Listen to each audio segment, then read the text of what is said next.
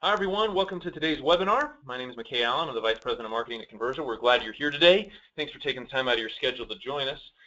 This is later than our normal time. We generally do them at noon Eastern time in the United States. We're at 4 Eastern and 1 o'clock Pacific. So nice late start time today, which is awesome. Hope you all had a great holiday season and are having a great new year so far. This is our first webinar of 2016. And maybe we have some first-timers joining us today. So let me explain briefly who Conversa is, what we do, why we do these webinars, and then some housekeeping items before we turn the time over to Fred. First of all, Conversa is a marketing analytics provider. So we essentially do three things, and we do them for phone calls. The first thing is we provide basic call tracking data. That's so marketers can track which ads, campaigns, keywords, etc. produce phone calls. The second thing we do is we do deep conversation analysis. So we analyze phone calls with voice recognition technology to determine what happened on the phone call. And then the third thing is we do marketing automation. So we actually can automate marketing actions based on the words and phrases said on the phone call. So some pretty advanced technology. That's what we do. One of the things we do as a useful sort of content marketing strategy for us is we produce lots of webinars. So we'll have marketing experts from all walks of the marketing world join us to present on topics in their area of expertise. And it doesn't get more expert than Fredrik Vallaeys, so we're excited he's here today. In terms of housekeeping items, yes, the webinar is going to be recorded. So watch for that in your inbox. We'll send a follow-up email that will have the recording. It will also be hosted on our site. If you go to conversa.com, resources, you can see the drop down there. Click on webinars. You'll see this webinar appear later today, and the recording will be there as well. Then the other thing to mention, it's been a while since I've done this because I took a bit of a break during the holidays, so I'm a little rusty, but we do encourage you to ask questions. That's really important. So Fred's going to give a presentation that's 30, 35 minutes long in that neighborhood, maybe a little longer. Then we're going to take questions for 5, 10 minutes, maybe longer. So please type those questions into the little question bar, and then we will address those. I'll read those verbally to Fred. So in order to practice this, why don't you go to the question bar on the screen right now, and on your GoToWebinar screen, and simply type in where you're calling in from today. Where are you calling in from today? Where are you located? That'll give you a sense as to where we are, where everybody is, and let me get to know you a little better. Okay, here we go. So we got Pennsylvania, San Francisco, Connecticut, Atlanta, Pennsylvania, Toronto, Edmonton, New York, Chicago, Tulsa, Seattle. We got Germany on. Lots of Colorados, Floridas, Maryland. So we're all over the map here. That's great. Got someone right here in Salt Lake City. That's where I am, Nick. Nick, where are you located in Salt Lake? Who are you with? Nick, I'd like you to type that in because we're in Salt Lake as well. Fred is in the beautiful Bay Area where they're getting rain, he says. So that's good. Very good. Well, thanks for doing that, everybody, and please type the questions into Fred. Now, to introduce Fred Vallaeys, he's done several webinars with us. We've met him at events and things. He's truly an expert in the AdWords space. He was one of the first employees at Google and really helped them develop AdWords and the AdWords quality score specifically. He knows his stuff. He's now the founder and CEO of Optimizer, and they do a fantastic job. He was telling me before the call how quickly they're growing and how many clients they're signing up. So please check his tool out. It's fantastic. So with that, Fred, thanks for taking the time. Good sir. I really appreciate it. And I'm going to make you presenter now so you can do your thing, man. Sounds good. Thank you, McKay, and thanks everyone for attending the webinar today. Honored to do the first one of the year for Conversa, and I thought what we could cover in today's webinar is a look forward at what 2016 might bring us when it comes to AdWords. So AdWords is obviously my area of expertise. And around the holidays every year, there's a number of people that come to me and they say, hey, you're one of the PPC experts. Can you give us some predictions about what you think is going to happen in the next year? And so I contributed to a number of pieces that you can read. So one of them is from Momentology. There's one from Acrisio. And so what I thought would be interesting was to take a look across all of the different experts and what they are guessing is going to be a big trend for the next year. And so that's the foundation of the webinar. And then some of the areas that I personally predicted will be very important, we're going to go a little bit deeper on because, you know, let's not just look at the prediction, but let's also take a look at how we can actually take advantage of what's going on in this space. And like McKay was saying, definitely welcome any questions that you have, so do type those in, or if you have any issues seeing the screen or hearing me, that's also a good place to let us know if you're having any difficulties. So I've done webinars here for Conversa before, so and I know a number of my customers from Optimizer are on the line as well, so many of you may know me, but for those of you who don't, I'm Fredrik Vallaeys. I used to be Google's AdWords evangelist. I was at Google from 2002 until 2012. I was one of the people who acquired Urchin, which is now Google Analytics. I was on the team that created and built the first version of the AdWords editor. I was heavily involved in many components of AdWords. Nowadays, though, I run Optimizer, and you can follow me on Twitter at Silicon Vallaeys, or you can read my monthly blogs on Search Engine Land and PPC Hero. Also happy to say that I had the top read article on Search Engine Land when it comes to PPC. It's always a little disappointing, actually, when you're a PPC expert as opposed to an SEO expert, because SEO gets read about like 10 times as much. People just care about it way more. So it's always nice to see all of you on the call today and see that people still do care about PPC. So again, the agenda, I'm going to start with the trends for 2016 as voted by the experts, and then we're going to take a look at two specific areas in a little bit more detail. And the first one is going to be audience targeting, and the second one is going to be custom automation. And within each of those areas, I'm going to talk to you about a couple of solutions that are available, ranging from the pretty simple to the more complex and the more new stuff that's out there. So anyway, here's our synopsis of the trends for 2016, and again, these are as voted by around 30 PPC experts. So anyone from John Gagnon, who's Microsoft, the Bing Ads evangelist, to PPC practitioners, to people like Larry Kim, who runs WordStream, to people like myself who run other tool companies, Mark Poirier, who runs Acrisio, a number of other companies. And so we've kind of ranked these trends based on how many people voted for them. So the number one thing that we noticed was we're all talking about targeting people. When we talk about PPC, traditionally, we talk about keyword advertising. And that's because that's what Google made possible for us way back when AdWords first came out. But nowadays, there's many more sophisticated ways to not only target to keywords, but also target to specific people. So that was the number one trend. And we'll talk about each of these in a bit more detail. Number two is understanding the customer journey. And that's where I think a company like Conversa can actually be really helpful, because they can help you understand various touch points across different forms of communications, whether it be phone, email, filling out a form, but understanding the bigger picture. And then mobile has probably come up on the top of like lists about predictions for AdWords for the past 5 to 10 years. So it's always funny to see it back on that list again, but it's really true. The mobile is huge, and if you still don't have a strategy around it, this is not necessarily the year you must do it, but we're kind of getting to that point where we've talked about it for so many years that it's probably time that you start thinking about it.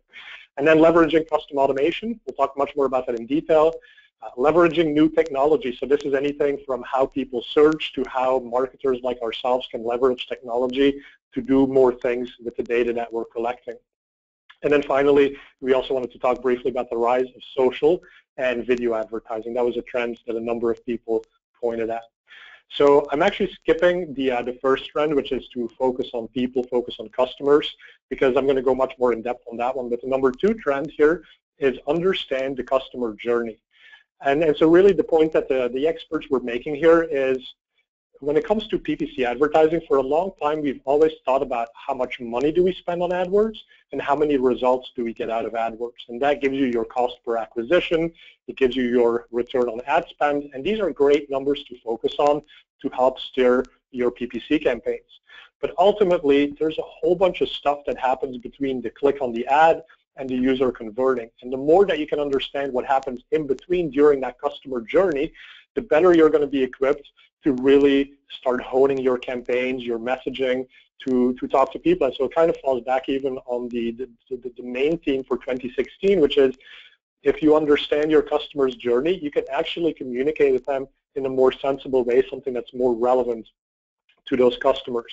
And so how do you start doing that? Well, the first thing, and I hope everybody is already doing this, but use a product like Google Analytics. And this is a product which is free from Google, but it helps you understand what happens between the click and the conversion. So what pages do people visit? How long do they spend on pages? What pages do they tend to drop off on? Is your funnel too long?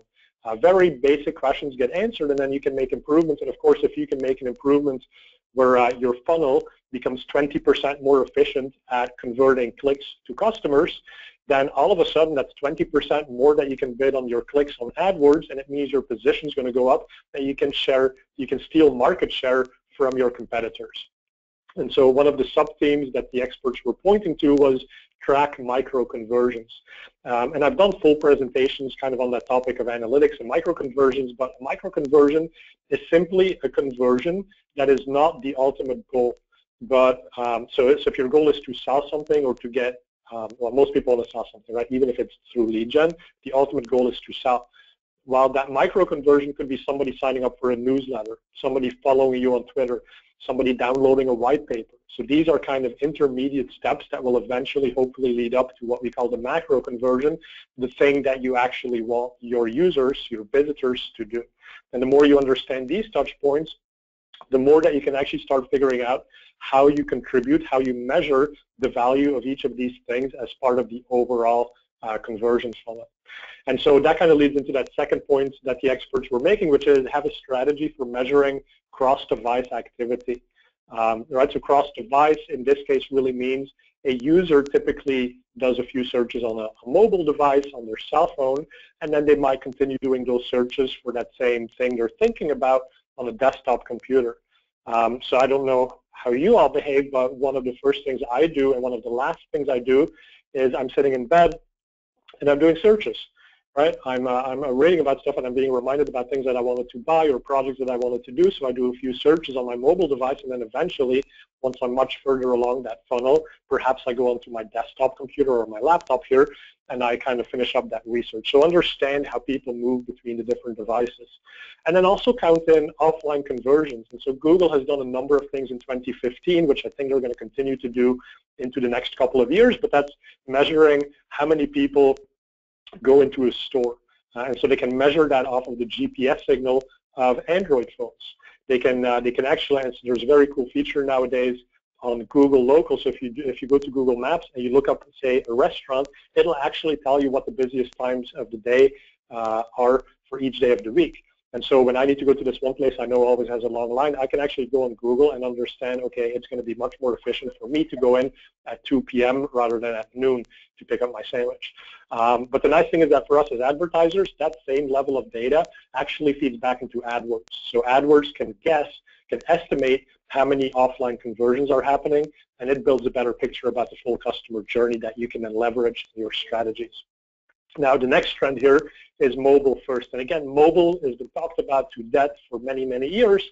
But really, what does it mean in terms of strategy? So don't simply take your desktop site and make sure that it renders okay on a mobile device. That's kind of what people used to do last year, 2 years ago.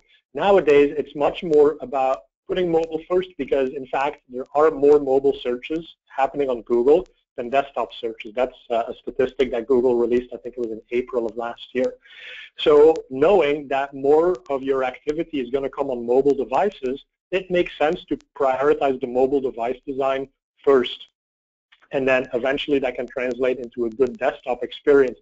And if you look at big successful companies like Google, that's exactly what they do. They have a new email product, it's called Inbox, and it's a mobile first experience. They've designed it to work well on a cell phone, and it happens to also work really well on a desktop device, but they didn't go the other way around. They didn't take Gmail with all of its complexity.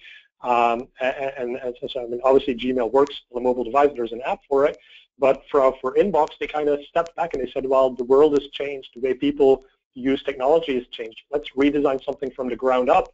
And so that for them was a big strategic project in 2015.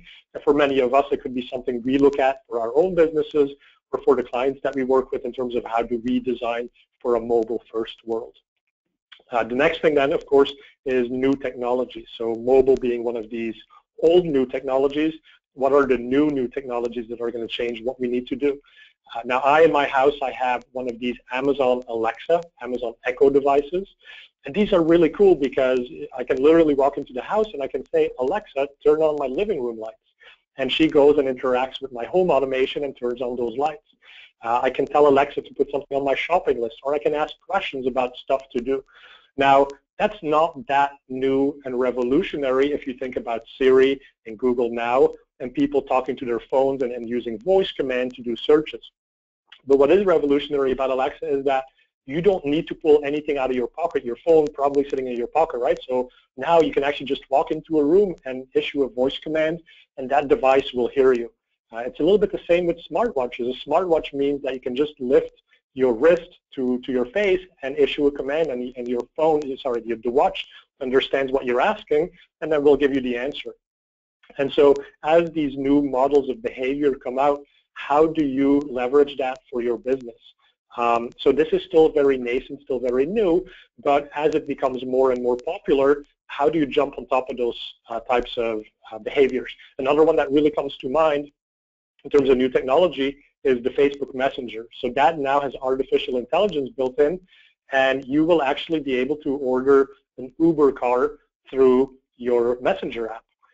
Well, that's interesting, right? The next thing might be actually ordering something. So as opposed to me going to google.com and doing a search for a certain product or going directly to the app of that vendor, there's more interactions happening through messaging apps. And this is huge, by the way, in Asia and even Latin America, I believe. It was pretty big.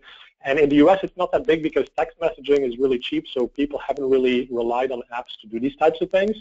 But there's certainly a pattern we see in the rest of the world where people all of a sudden, they do finance, they do payments, they do ordering cabs, they do shopping, all in a messaging app. And what does that mean for your businesses? Are you ready to capture some of that demand that comes in? So that's about user behavior. The other side of that coin with new technologies is about machine learning and artificial intelligence. Now, us as marketers, I'm telling you, you should market to people, no longer just to keywords.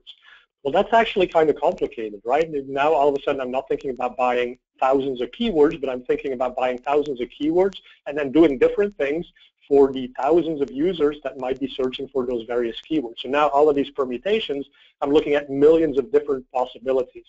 And for me, as a person, that can be really hard to manage. But there are tools in machine learning and artificial intelligence that make that much more feasible. So look at companies that are supporting marketing efforts with these big data systems so that you can actually play in that game. And one of the easiest ones to play in, and this is provided by Google, is data-driven attribution modeling from AdWords. So if you know about attribution modeling in AdWords, you can basically tell AdWords whether you assign all the value of a conversion to the last click, the first click, where you spread it between all the clicks that have happened. Well, there's this new model which is called data-driven, and in a data-driven attribution model, Google goes and figures out what is the right attribution based on this specific scenario. So that's a big data question. Now they have to figure out how did the time of day, how did the weather, how did the location, how did the queries, how did the user all figure into this big picture of everything that happened, and what was the leading cause of the user converting. Well, the good news is Google gives you these data-driven attribution models, and you don't have to worry about those details. The big data companies will handle it for you. But that's certainly something to be aware of and hopefully bake into your strategy for 2016. And then the final one before I'll dive into two of the core areas is the rise of social and video. And this is actually one of the areas that I also pointed out. As far as the second bullet point on there, video ads have moved into the AdWords interface. So YouTube TrueView used to be inside of AdWords, but it was kind of this different area, so you had to open up a different part of AdWords. Now you get separate stats, and things didn't necessarily have the same targeting methodologies that you typically would have in AdWords.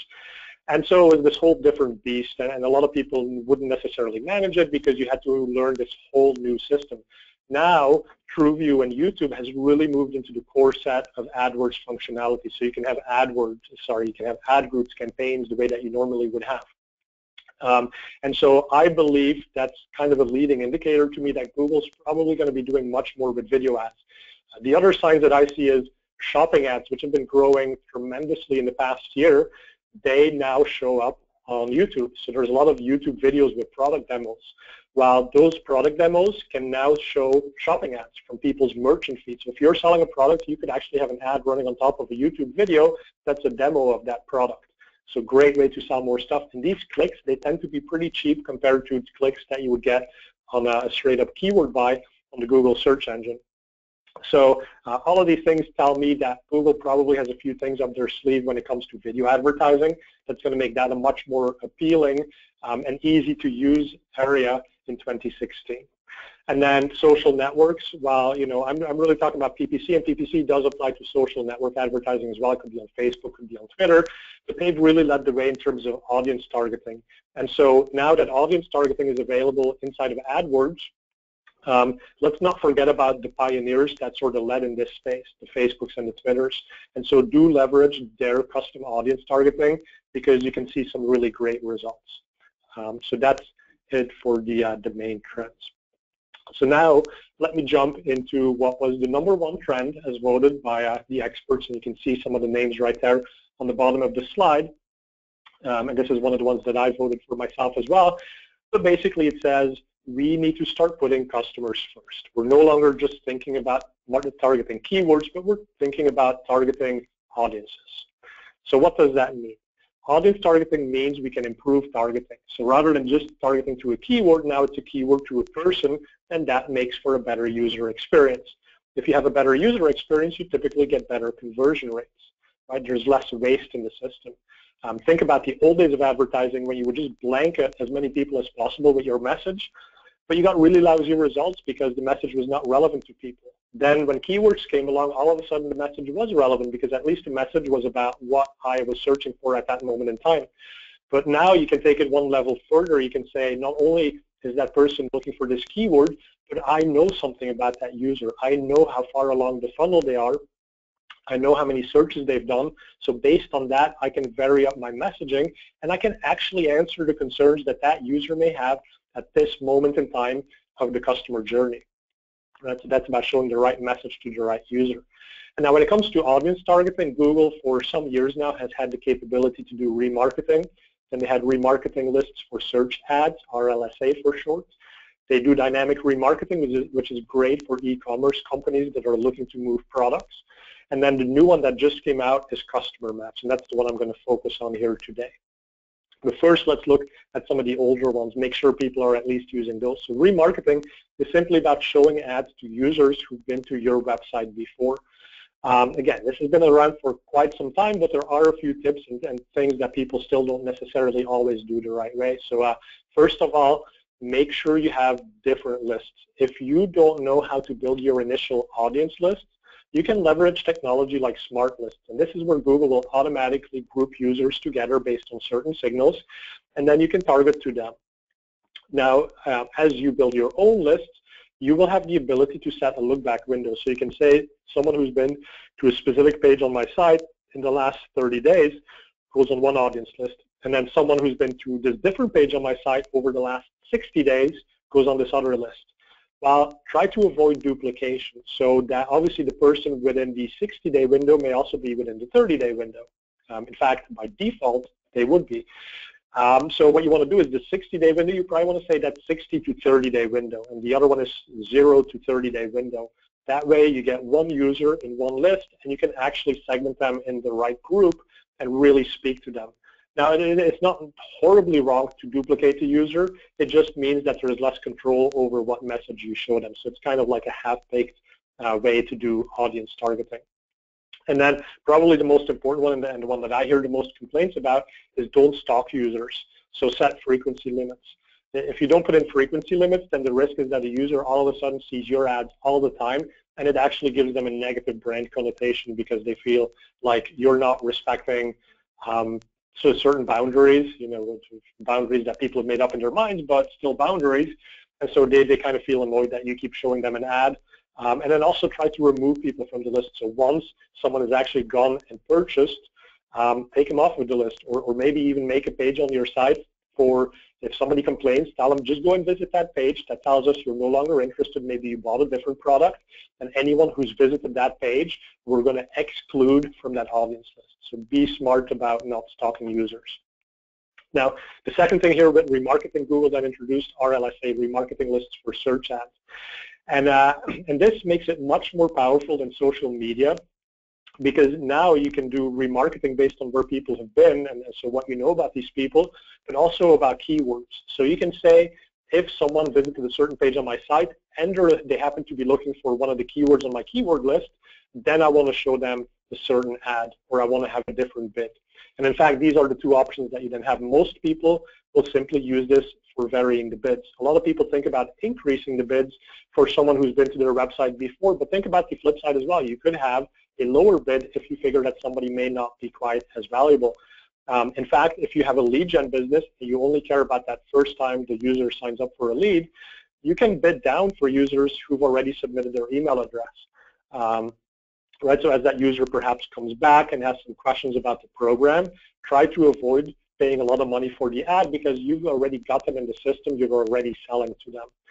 And then do keep in mind, you could actually set up an entirely separate campaign. If you set up a secondary campaign, that could have an audience that's entirely people on the remarketing list, and those people could get a different message.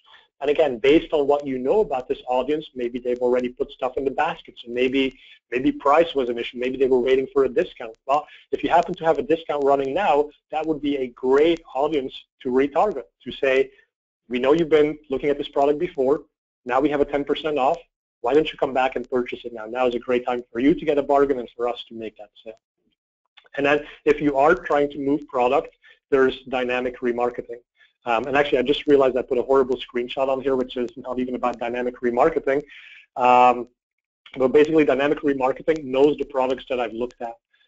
So for example, I was looking at some workout gear, and I was starting to see ads with those products that I had looked at on those websites. And so it's just a nice reminder for me that, hey, these products are still for sale. Maybe I got distracted at the time I was originally looking for them. Maybe it's time to buy them now. And of course, this being the beginning of the year, that kind of explains why I was looking at some workout gear, because like everyone, we all have our resolutions, and we'll see how long they stick this year, right? But let's talk about customer match, and this is the newest and probably the most exciting form of audience targeting. This is brand new for Google AdWords, and what this allows you to do is take your CRM data to target or bid your AdWords campaigns. And what you see on this screenshot is my own CRM system. So we use Intercom at Optimizer, so we have a database of all of our users. I can start slicing and dicing the data to get some really specific audiences. And what that means is it's a more powerful way for me to do audience targeting than what has been available in the past. Because in the past, I needed people to come to certain pages on my site, and then I could drop a cookie, and that's when somebody could go on my audience list.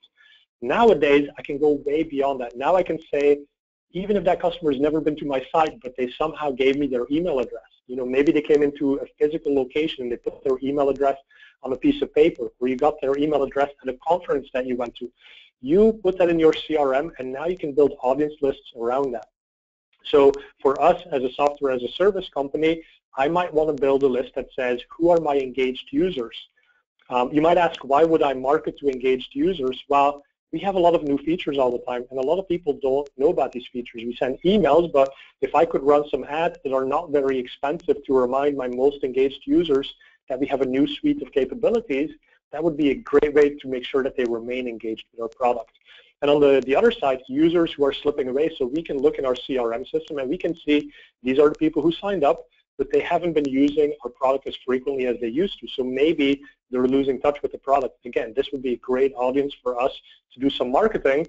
And you know, maybe we even figure they're looking at competitors at this point, so we can run some ads that say we're better than blah, blah, blah company because of these things, right? So we can preempt the users potentially going away from us.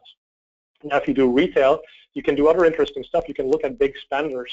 If you do traditional remarketing, you can have a list of people who've gone to the checkout page, but you can't really segment very easily based on how much they've spent.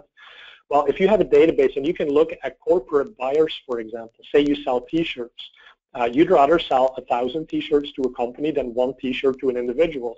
Well, if you know in your CRM, your customer management system, who those buyers of 1,000 t-shirts are, you can show them different ads, or you can set higher bids for them than for that buyer of one-off products. Or if you know in your CRM people who buy a lot but always end up returning it, say you're Zappos and you get this one customer who's always returning stuff, well, maybe that's not somebody you want to pay a lot of money for. So now you can have an audience list for that segment as well. It's really easy to set up, by the way. All you do is you go to Remarketing list, and there's this new option that says customer emails. You upload your customer email list, which is just going to be a CSV file.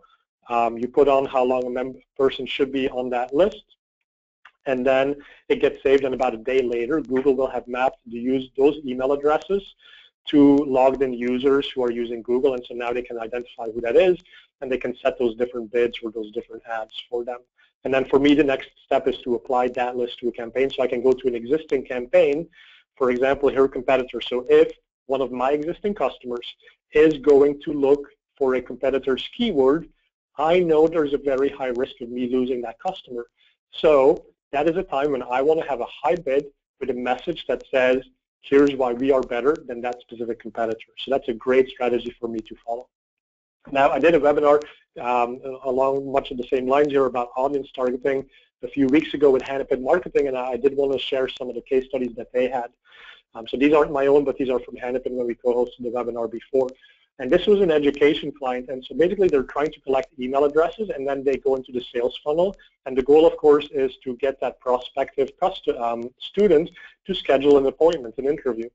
And so they have a whole workflow that supports capturing the email and moving that person through the funnel of scheduling the interview. Now, what they were able to do was use Customer Match to show specific ads and to target specifically prospects that hadn't gone through the step of scheduling an interview. So they collected that lead in the beginning, and then if that lead after a number of days was still not in the state of they've scheduled an interview, then they would start bidding higher. They would start showing ads on the display network to try to get these people back in on the program. A specific case study where they did it is they found that Customer Match in and of itself wasn't really working in the beginning, but then they used Customer Match data together with remarketing lists for search ads. So that's basically where you apply it to a search campaign, and all of a sudden they went from having no conversions from that audience segment to really driving incremental volume at a pretty decent rate for them of $30 per lead.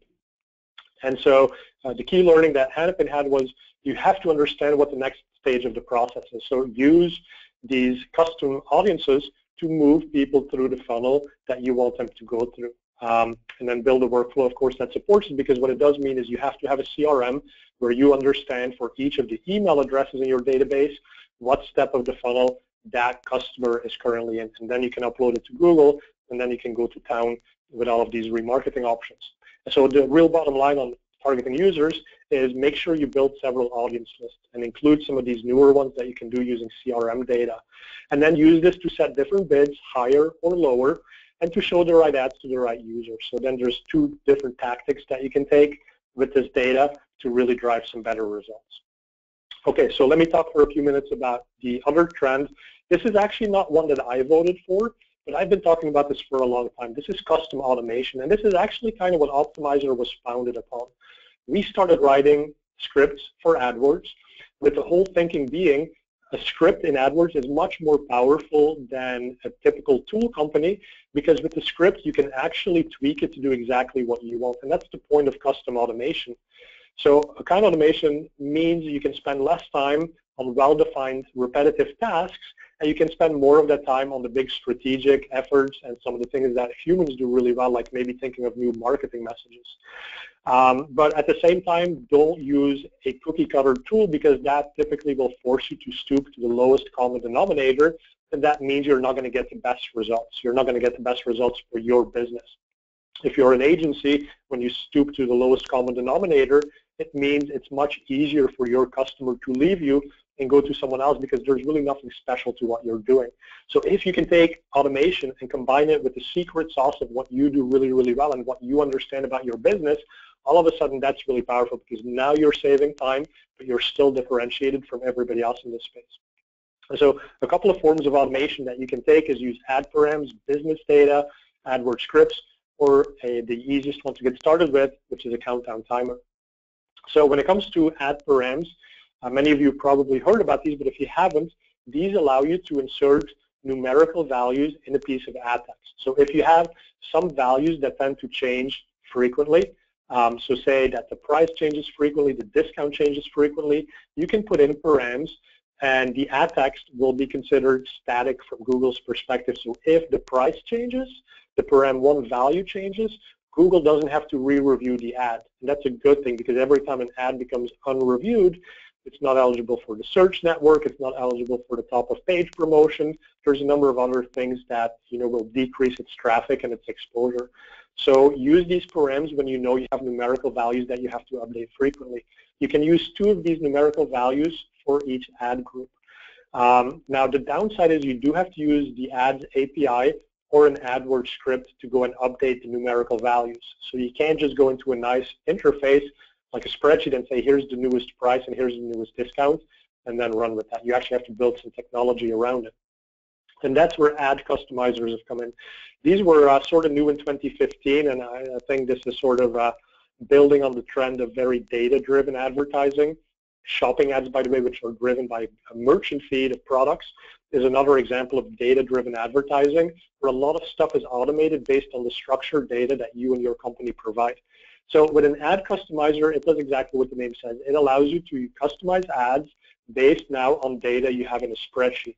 So this is much more powerful than ad params, because as a marketer, you can maintain your data in a spreadsheet. So this is something that you can update without having to think about an API or writing a whole script around it. Now, as you can see in the example, here we're selling blenders, and so you can have different capacities of blenders, different features, and Google's made it really easy to construct ads using these dynamic values off of the spreadsheet. As soon as you type in a squiggly bracket, Google's going to open up this little pop-up window right there, this modal, and it's going to tell you what you can start inserting. So you can just click it, and it will put in the right syntax to pull that value from the spreadsheet. They also even added in a new capability to do location targeting, so you can do different things for different locations.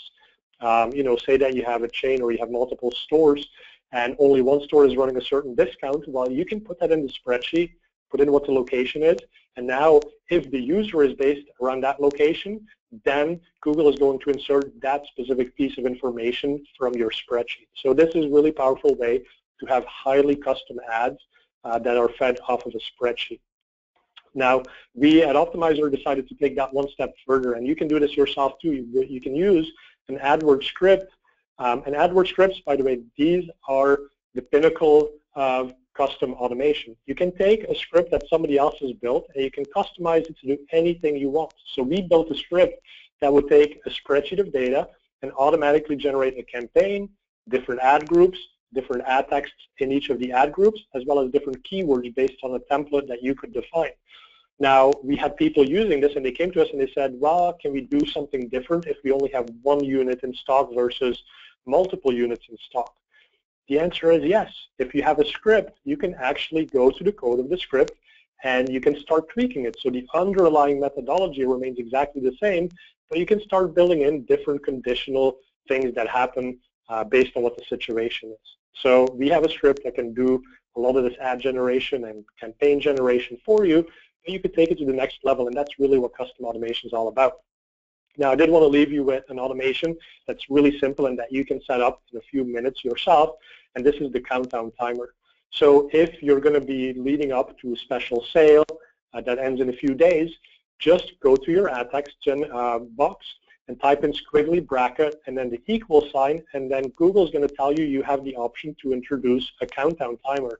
You can see it's just a little form-based UI. You put in how many days before you want to start counting, when the countdown ends, what time zone should be used, et cetera, and that's it. So you put that in, and now automatically the ad text that the users see will correctly state the number of days left before the sale ends, or the number of days left before you introduce that next great product or service that you're selling.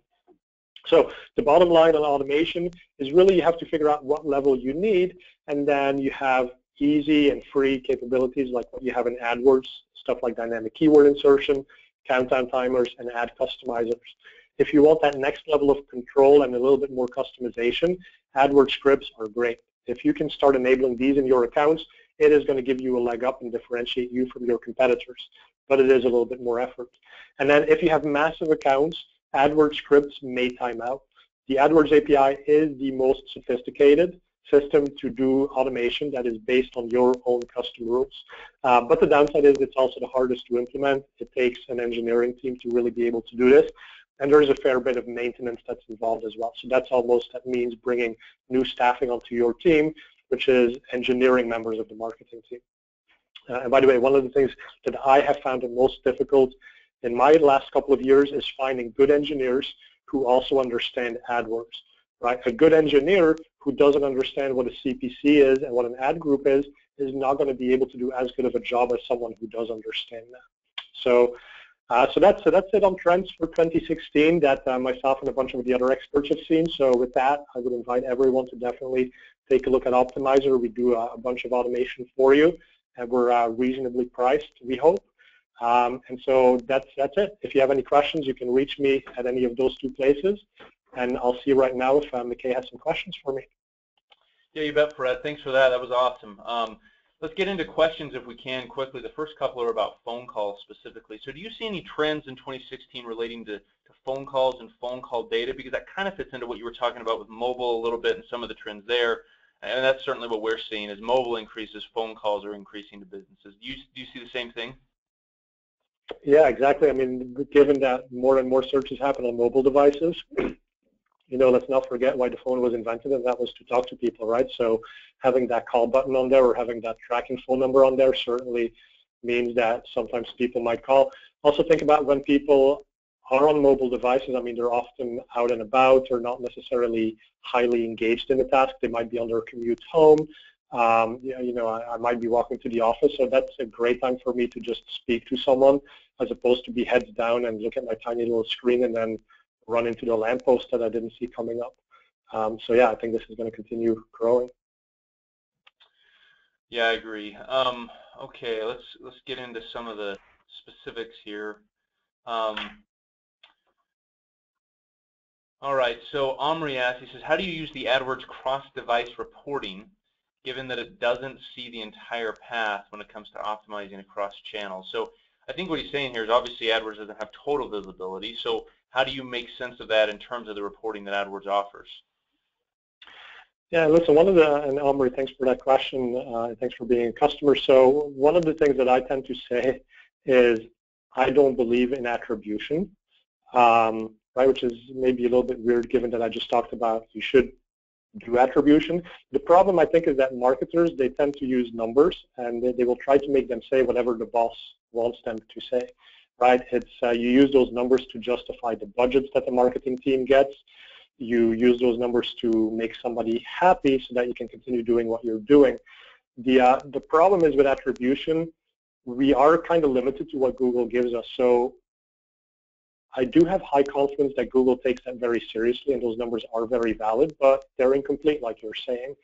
But it's equally incomplete for everybody else who you're competing against. So you have to understand, do you want to look at offline conversions, cross-device conversions? Do you want to factor that into how you value your spend with AdWords? If you do, then you're probably going to be more competitive than someone who doesn't, right? So it has to go back to your philosophy, how you think about the world, but you do have to keep in mind you're competing against a lot of other advertisers, and if they take the view that they absolutely believe all the data Google gives them, they're going to be able to afford higher bids. So at some level, whoever your boss is, try to convince them of a situation based on the numbers that you have that says they should be spending more on this. Because if you don't, somebody else will, and they will eat your lunch. That's a great point. I mean, we get the argument from people sometimes, well, because our conversation analytics feature, it analyzes the words and phrases said on phone calls to determine exactly what happens on those calls. And people say, well, how accurate is it? How accurate is it? Well, it's really accurate. And they're concerned about the 5% of the times where it misses something.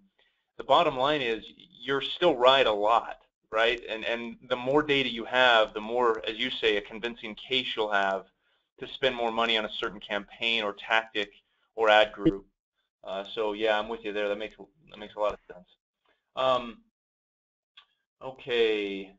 So we've got a specific question about someone who's using HubSpot here. It says they're using HubSpot. Barry asked this. He says, using HubSpot for targeted marketing, and you could see using customer personas as remarketing lists. Does this sound like a good idea with what you're talking about, Fred? Yeah, absolutely. So whether you use HubSpot or some other system, I mean, we use MailChimp for the email that we sent out to invite people to this webinar, and you have all these different systems.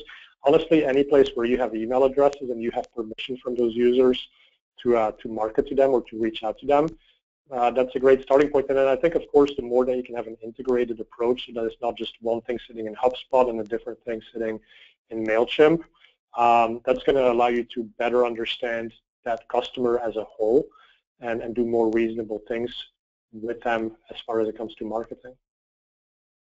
Okay, that makes a lot of sense. And then one final question here.